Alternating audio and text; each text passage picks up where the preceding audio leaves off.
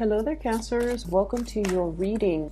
So when I was meditating for this month's reading for you guys, I saw this image of this woman.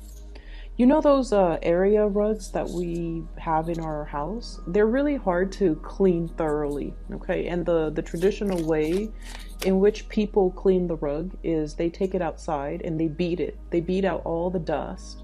They could even rinse it with like a power hose. Okay, that's the only way I feel to really get all the dirt, all the grime out of the area rug. Vacuuming over it can only remove the surface stain. It doesn't really do any type of deep cleaning. So I see this woman hauling, like pulling and pulling the area rug. It's really big. She pulls it out and then she puts it on this industrial like clothesline. And she takes like sticks and then she beats it, and then this giant cloud of dust just comes out, and she keeps going at it, and after a while the cloud gets smaller and smaller and smaller, the cloud of dust, and then she gets the power hose and then she like thoroughly just sprays at it, and she keeps spraying and spraying until the water runs clear. Okay, so that indicates to me some type of a massive deep cleaning is potentially happening in your life, or needs to happen in your life, in a certain area of your life. And it's almost like a major purging process to get all the dirt, all the grime, all the stain, to do some really deep, thorough fixing and cleaning in some area. And then she puts it's already on that industrial really strong like super fortified clothesline, and she hangs it, and the sun is out, so it's going to dry on its own. And the other image that I saw is I saw this boat, and it looks like a cartoon type of a scene. There's a waterway, there's like a lake or something, and the boat has a lot of lanterns in it, and it's all lit up, and it's coming closer and closer and closer to shore. And so it seems like there's some type of festivity, some type of a gala, some type of an event on the boat. I don't see people dancing, but they're dressed pretty nicely, and all the lanterns are lit up, so it seems like something that's like a really fun festive activity. And the boat comes to shore, it docks, and then all the elegant people from the boat, they come towards the land. So I feel with that image, it almost seems like, it just feels to me like a homecoming. It feels to me like, you know, the journey is over. Now we're on to land, we're on to solid ground. Things are a little bit safe, a lot safer, a lot more stable, a lot more predictable. Okay, so based off those two images for you guys, what I'm feeling is, I feel like, you know, the worst of it is done and over with. There's a light at the end of the tunnel. And I feel like you're able to reach this light at the end of the tunnel, mainly because of your doing, of your ability to purge yourself of things that are no longer serving you, ways of doing, ways of thinking, ways in which many of you have held on to situations and things from your past. Okay. I'm getting an image of somebody being a little bit of a hoarder or a pack rat, somebody needing to like get rid of their possessions and their belongings that they've hoarded since they were, you know, an infant, since they were really young.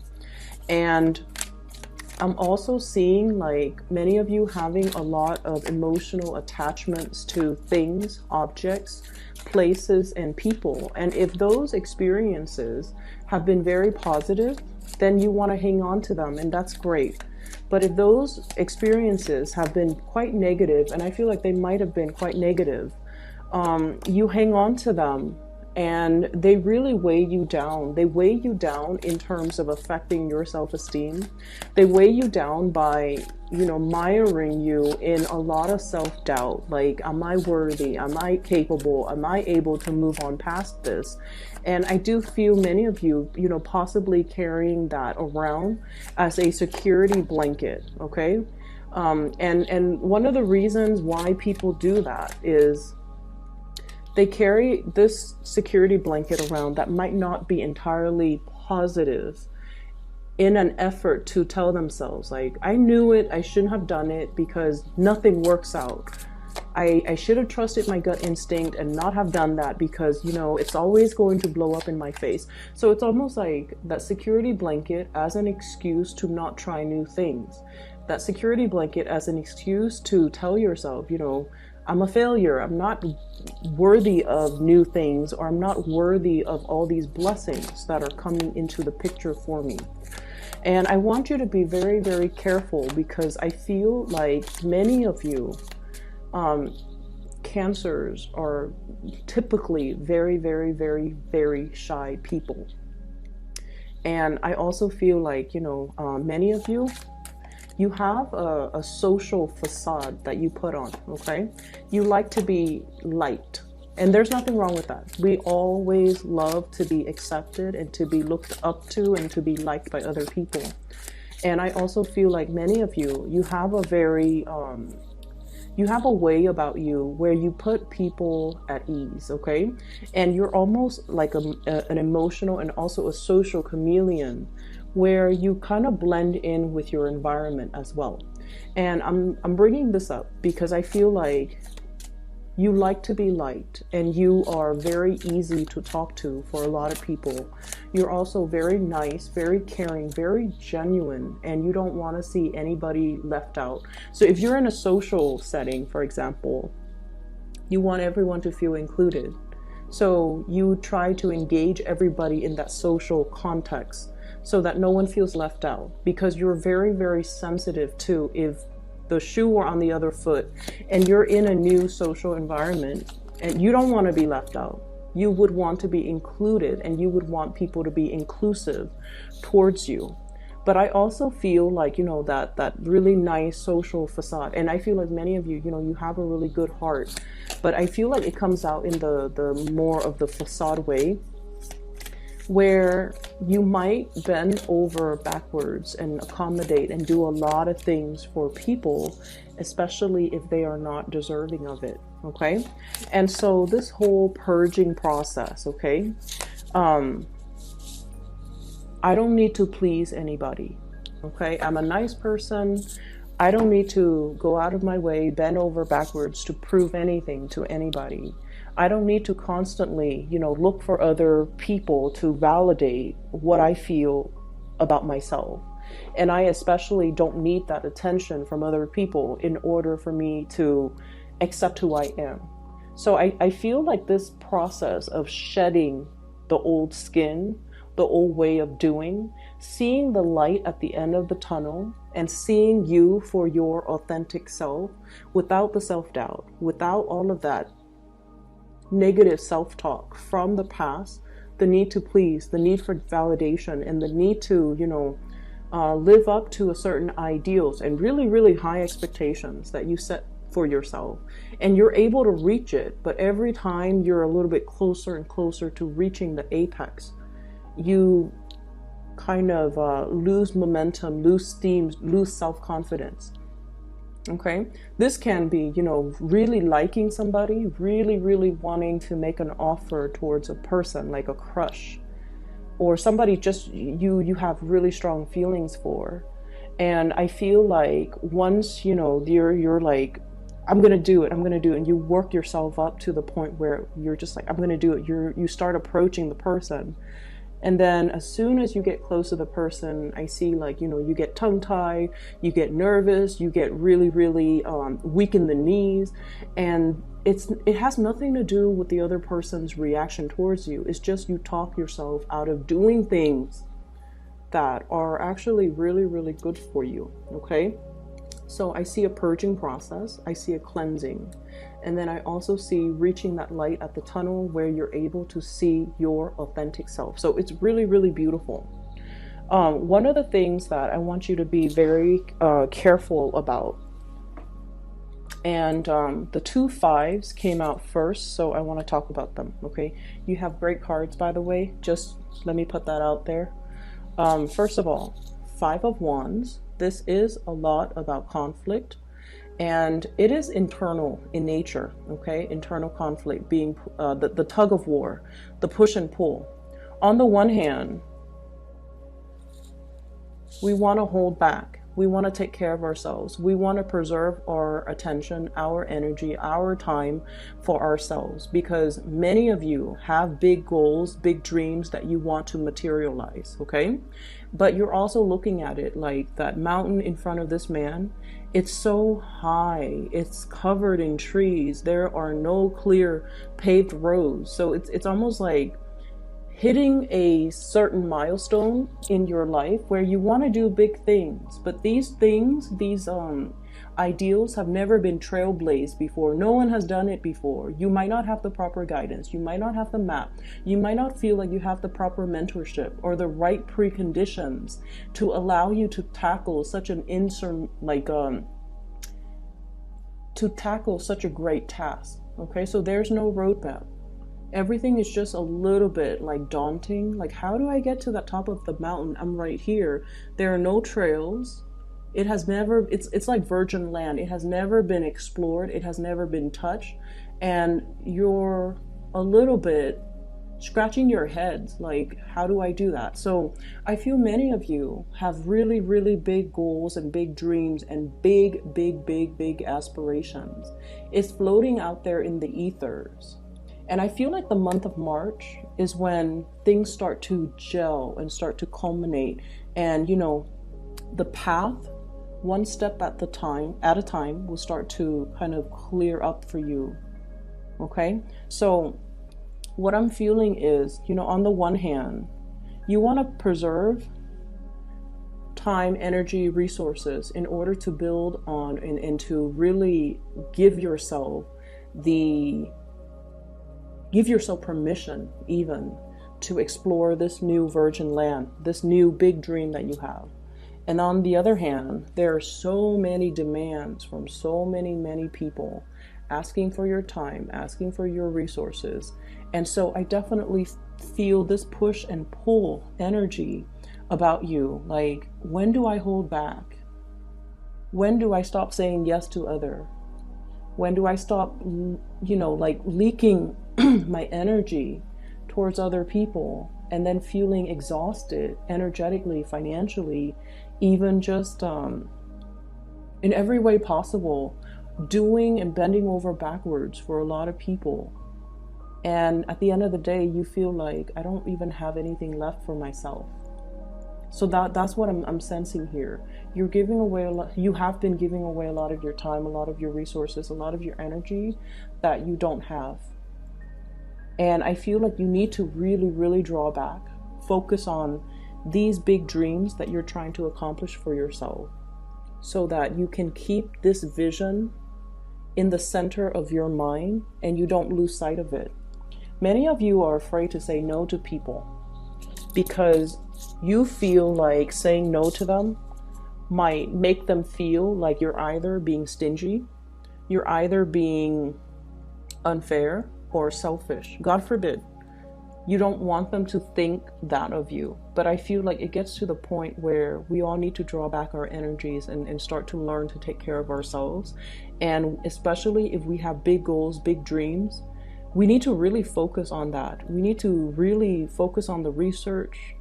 We need to focus on that vision, how to achieve it. And we don't really have the time and the energy to waste on other things when we have these things clearly in alignment with us, okay? It's not about being selfish. It's about being smart. And I feel like many of you are struggling with this energy. How much do I give to myself? If I say no, if I pull back my energy and my generosity, my resources, will people think of me differently? Will they talk behind my back? Will they say I'm selfish or, you know, stingy or whatever it is? It doesn't really matter, but I know that it does affect you. So it's easier said than done, but I know that it does affect you. What people feel about you and think about you really deeply affect you on a very heartfelt level. And I would just say that you've been nothing but sweet and generous and loving to other people. And I feel like it's time for you to turn your back on a few people, especially if they've been kind of milking it, and especially if they have been combative and not cooperative with you. Okay, so the 2 5s, I feel like somebody's energy comes in like this. I'm getting like the word homewrecker is usually associated with third parties, but I feel like this is someone who's a little bit destructive, whose behaviors is, when unchecked, can be very catastrophic, who might have like a very perverse way of doing things, or a very careless, impulsive, as well as lack of direction or lack of a strong sense of morality. Okay, I'm seeing the smoke, and the smoke, it blows with the wind. So it's somebody without a strong sense of self. They just kind of flop out there and trying to find themselves, and they might gravitate towards the wrong people. They might experiment with the wrong things. They might have very dubious sense of morality. And I feel like some of you might have been giving a lot of your time and generosity trying to guide this person or trying to help this person, but it gets to the point where your advice, your counsel falls on deaf ears. They're going to do what they're going to do. And I feel like their presence or their influence might not be the best for you to be around energetically. So we have to learn to pull back a little bit, and we have to learn to take care of our own emotional and mental, peace. Okay, and it's okay to do that. So that's the first energy here. The other thing that's coming into the picture is many of you might have spent a lot of time. I'm hearing like barking up the wrong tree, socializing, wanting to be, included. And you spend a lot of time, a lot of energy arranging for like, group outings, happy hour, wanting to be a part of a community, wanting to be a part of a social group. And you feel like, the only way is to take charge. Like, let me be the one to get everybody together. And you're very good at that. So like I said, you have this social facade about you. Deep down, I feel like, you like good company. But I also feel like that social facade comes out when you want to be included. And you might be the one behind the scenes arranging all of these, social gatherings and things like that. And I feel like a lot of your attention, your time, resources as well could be funneled towards that. Okay, 3 of Cups is generally a very, very good card. It's a very, very good card. But it can indicate a little bit of superficiality if we're not careful. So a lot of time, a lot of resources, and a lot of energy might be dumped in this avenue with the people that might not be deserving. And so it's okay for you to pull back, and it's okay for you to really do whatever it is that you need to do on the practical end to get your big plans and big dreams moving along. All right.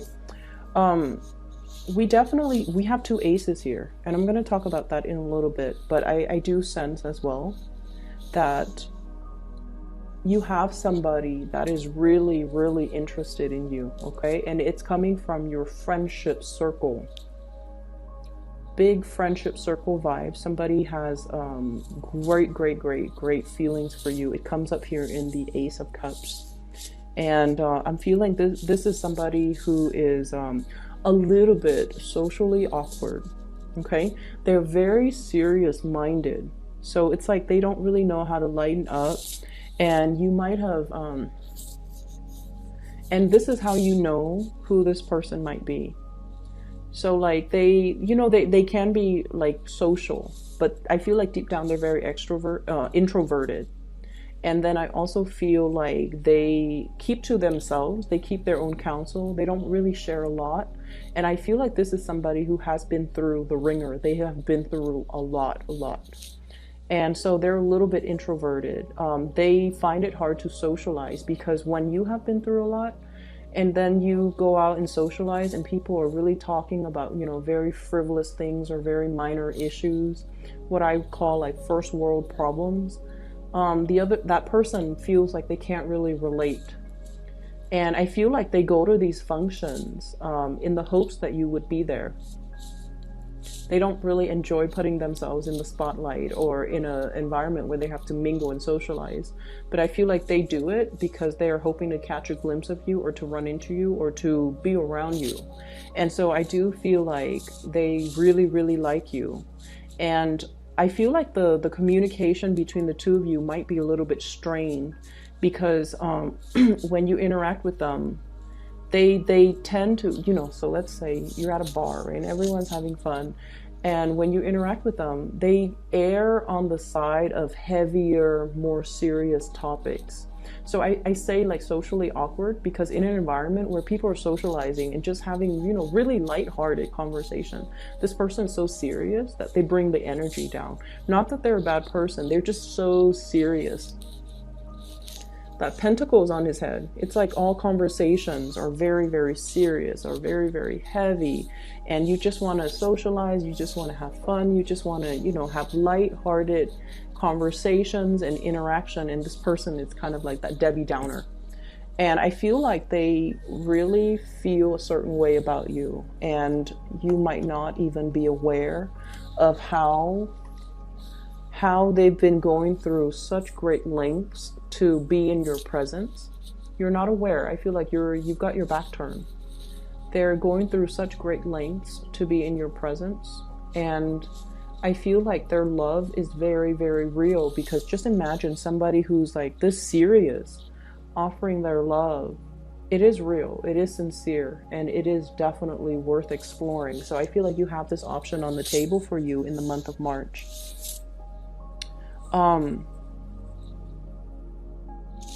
I would say many of you are coming out of this tunnel of light, like out of the dark tunnel into the light.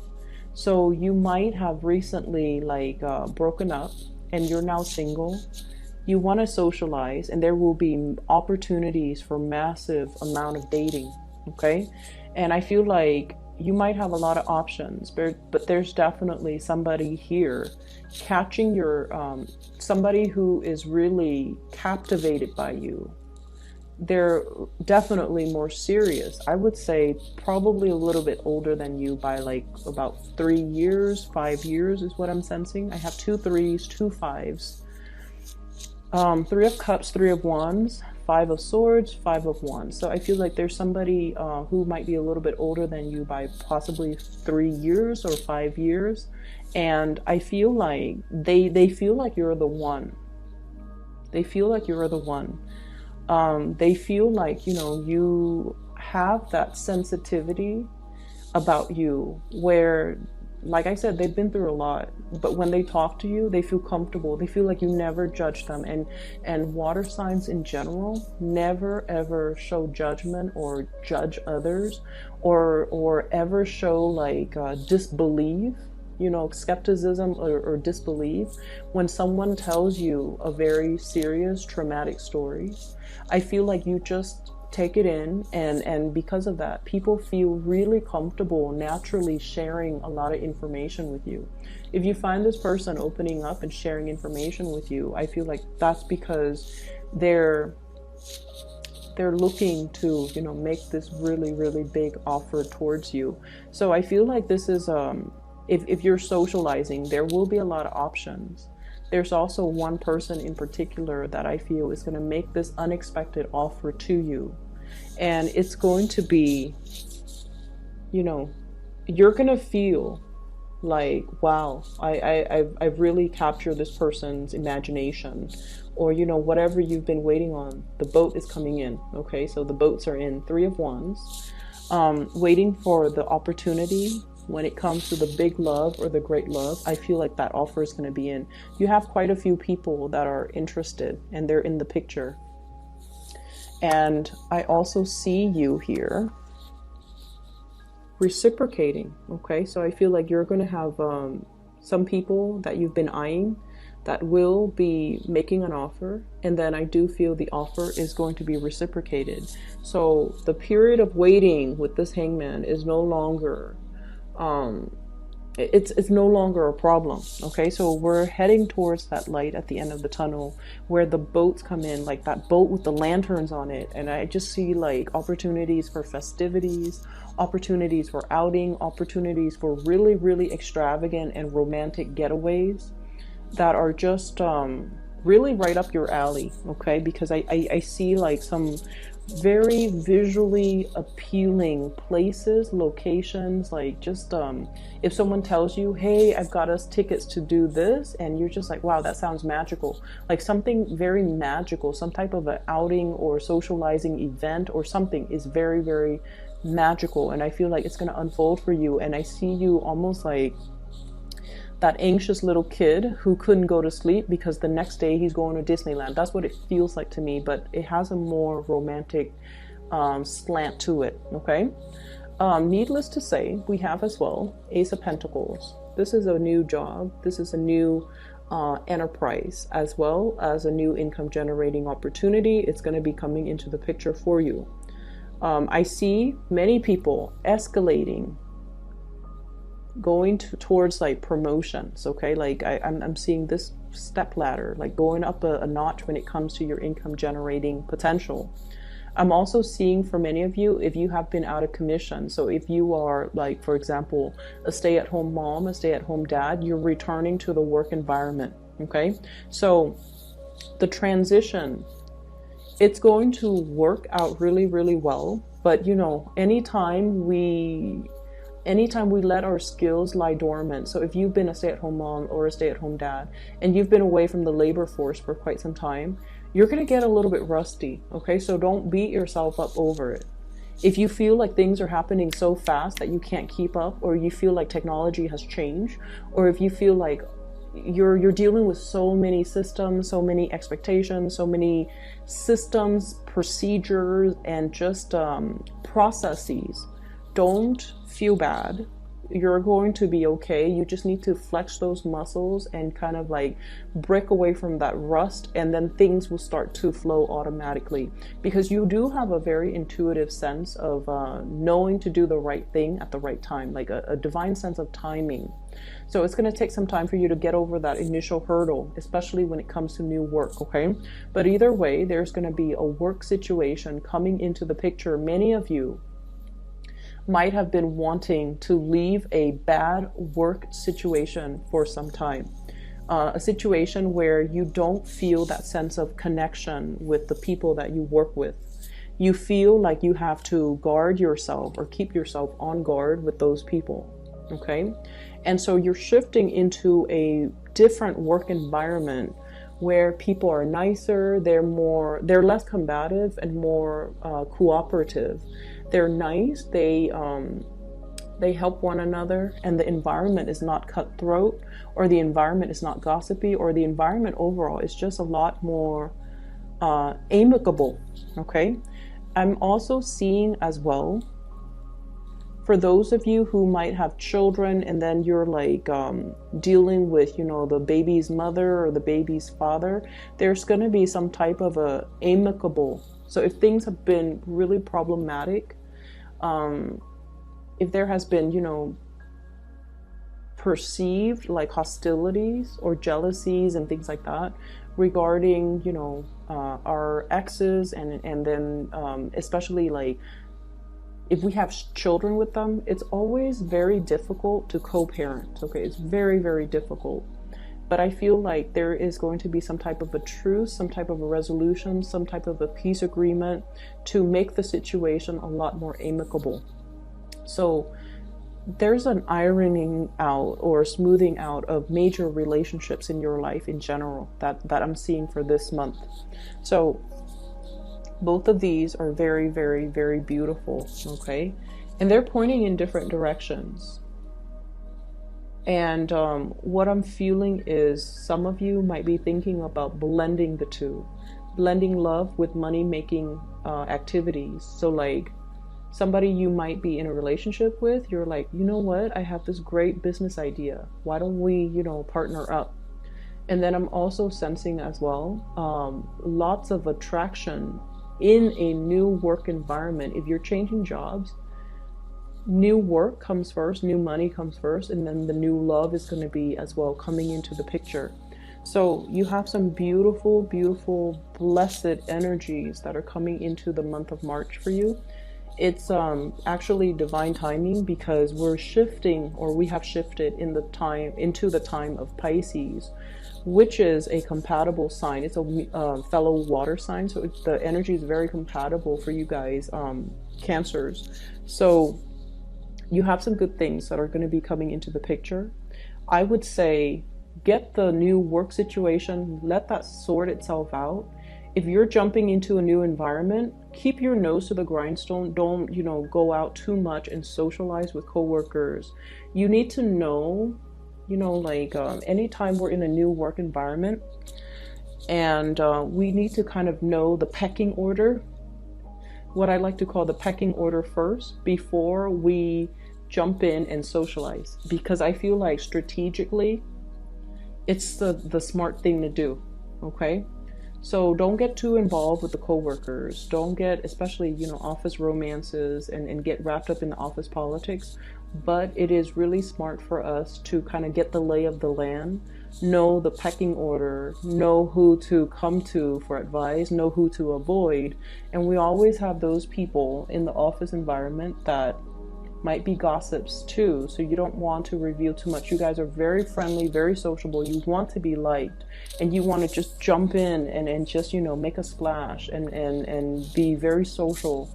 But I feel like there are things here that's really telling you, focus on this first, okay? Focus your energy on this.